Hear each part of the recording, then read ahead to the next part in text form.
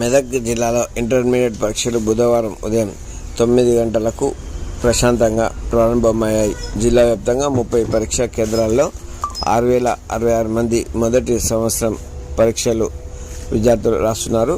ఉదయం 8:30 గంటలకు విద్యార్థులను పరీక్ష హాల్లోకి అనుమతించారు. విద్యార్థులను క్షుణ్ణంగా తనిఖీ చేసి పరీక్ష హాల్లోకి పంపించారు. పరీక్ష హాల్లో సీసీ కెమెరాల నిఘాలో పరీక్షలు రాస్తున్నారు.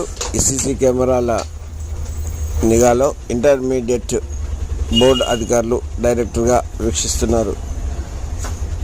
పరీక్షా కేంద్రాల్లో అన్ని మౌలిక సదుపాయాలను మెదక్ జిల్లా కలెక్టర్ రాహుల్ రాజు నేతృత్వంలో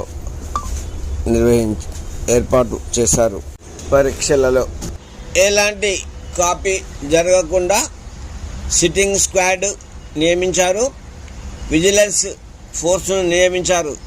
మెదక్ జిల్లా ప్రభుత్వ బాలుర జూనియర్ కళాశాల, మెదక్ జిల్లా కేంద్రంలోని ప్రభుత్వ బాలుర ఉన్నత పాఠశాలలో ఏబీ కేంద్రాల ద్వారా విద్యార్థులు పరీక్ష రాస్తున్నారు.